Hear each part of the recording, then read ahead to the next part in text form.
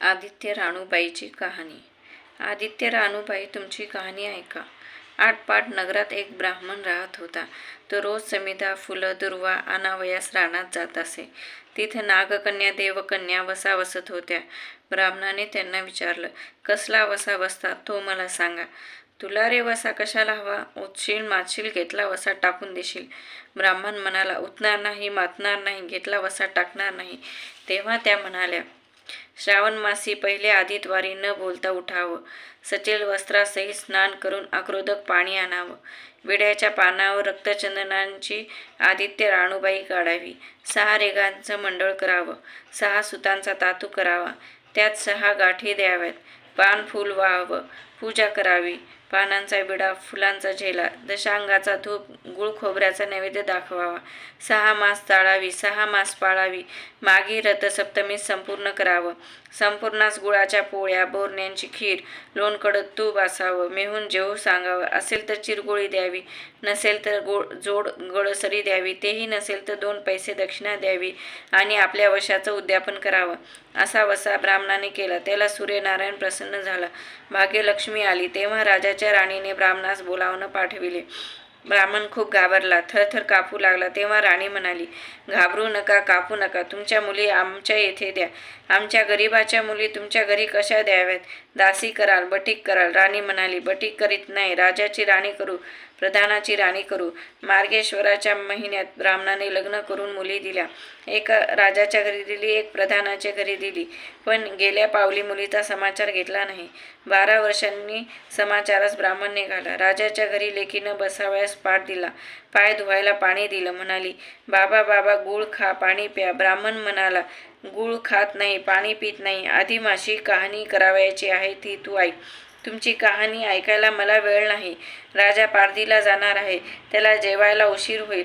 तोच त्याच्या मनात राग आला. तोच राग मनात धरून ब्राह्मण तेथून तसाच निघाला व प्रधानाच्या घरी आला.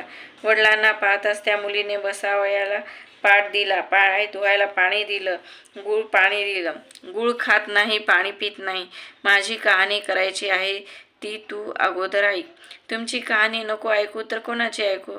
ती घरात गेली. उतरंडीची 6 मोती आणली. 3 आपण घेतली व 3 वडिलांच्या हातात दिली. वडिलांनी सांगितलेली कहाणी मन लावून एकाग्रतेने ऐकली. नंतर जेवून खाऊन वडील आपल्या घरी आले. बायकोनं मुलींचा समाचार विचारला. जिनं कहाणी ऐकली नाही ती गरीब आणि दुःखी कष्टी झाली आणि जिनं कहाणी ऐकली ती मोठ्या सुखात आहे. इकडे जी गरीब झाली होती तिनं आपल्या मुलाला श्रीमंत मावशीकडून काही दिलं तर घेऊन येण्यास सांगितले. पहिल्या आदितवारी पहिला मुलगा उठला. तळ्याच्या पाळी जाऊन उभा राहिला. तेथे प्रधानाच्या दासी होत्या. प्रधानाच्या राणीला जाऊन सांगा की तुमच्या बहिणीचा मुलगा आला आहे. कसा आला आहे, काय आला आहे? फाटकं नेसला आहे, तुटकं पांघरला आहे, तळ्याच्या पाळीला उभा राहिला आहे. परसदारानं घेऊन या.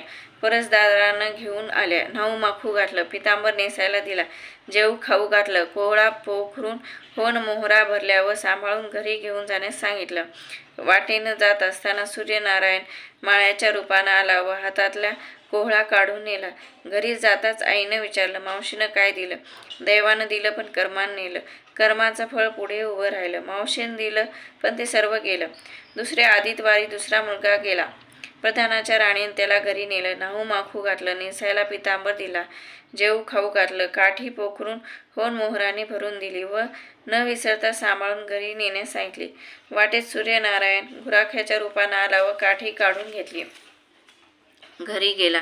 घडलेली गोष्ट राणीला सांगितली. दैवानं दिलं पण कर्मानं नेलं.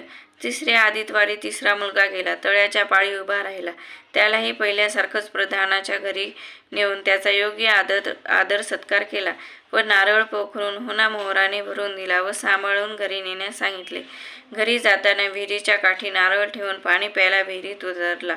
तोच नारळ गडगडत विहिरीत पडला.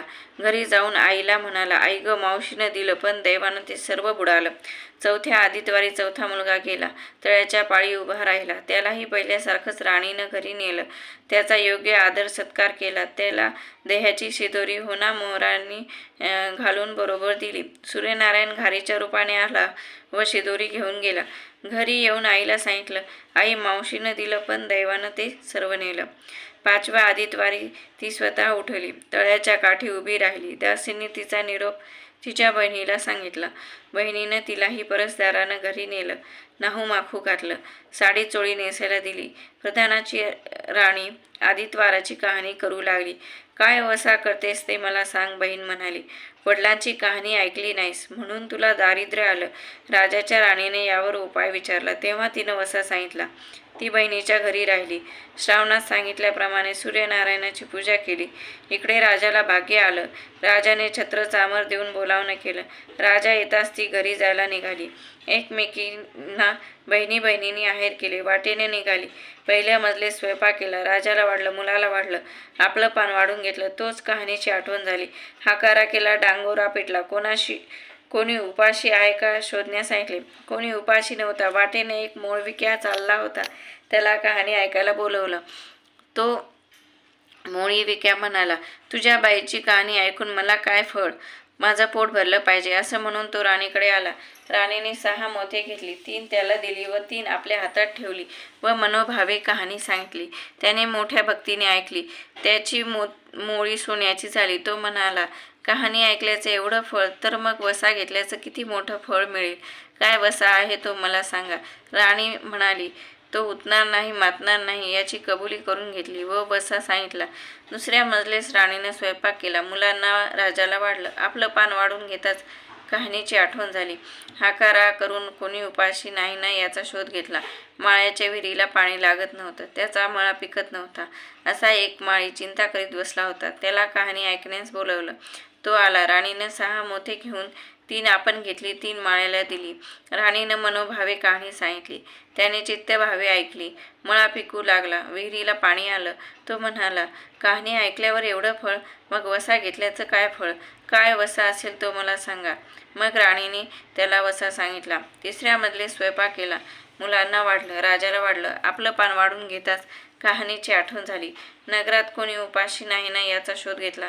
एक म्हातारी व तिचा मुलगा वनात गेला होता. एक डोहात बुडाला, एक सर्पानं खाल्ला म्हणून ती चिंताक्रांत होऊन बसली होती. तिला कहाणी ऐकण्यास बोलवलं. राणीने तिला पहिल्याप्रमाणे कहाणी सांगितली. तिची दोन्ही मुले वापस आली. कहाणी ऐकण्यास एवढं फळ, तर वसा घेतल्याचं फळ मोठंच असणार. ते वसा सांगण्यास सांगितले. राणीने तिलाही वसा सांगितला. चौथ्या मजल्यात स्वयंपाक करून मुलांना राजाला वाढलं. आपलं पान वाढून घेताच कहाणीची आठवण झाली. कोणी उपाशी नाही ना याचा शोध घेतला. काना डोळा मांसाचा गोळा, हात नाहीत पाय नाहीत असा एक मनुष्य रस्त्यामध्ये होता. त्याच्या अंगावर तांब्याभर पाणी ओतलं. पालथा होता तो उताना केला. 6 मोती होती. 3 मोते त्याच्या बेंबीवर ठेवली. 3 मोते आपण घेतली. राणीने सांगितलेली कहाणी त्याने ऐकली. त्याला हातपाय आले. देह दिव्य झाला. त्यानेही राणीचा वसा विचारताच राणीने त्यास वसा सांगितला. 5व्या मुक्कामास घरी स्वयंपाक केला. सूर्यनारायण जेवायला आले. 7 दरवाजे उघडले.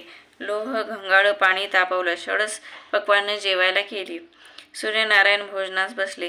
त्यांना पहिल्या घासाला केस लागला. ते रागावले. राजाच्या राणीला 12 वर्ष दारिद्र्य आलं होतं. तिनं आदितवारी वळचणी खाली बसून केस विंचरले. काळं चवाळं डोईचा केस, वळचणीची काडी डाव्या खांद्यावरून टाकून दे. राजाच्या राणीला सूर्यनारायणाचा कोप झाला. तसा कोणालाही होऊ नये. ब्राह्मणाला, मोळीविक्याला, राजाच्या राणीला, माळ्याला, म्हातारीला, काना डोळा मांसाचा गोळा, सर्वांना सूर्यनारायण जसा प्रसन्न झाला तसाच तुम्हा आम्हा सर्वांना हो. ही 60 उत्तराची कहाणी 5 उत्तरी सुफळ संपूर्ण.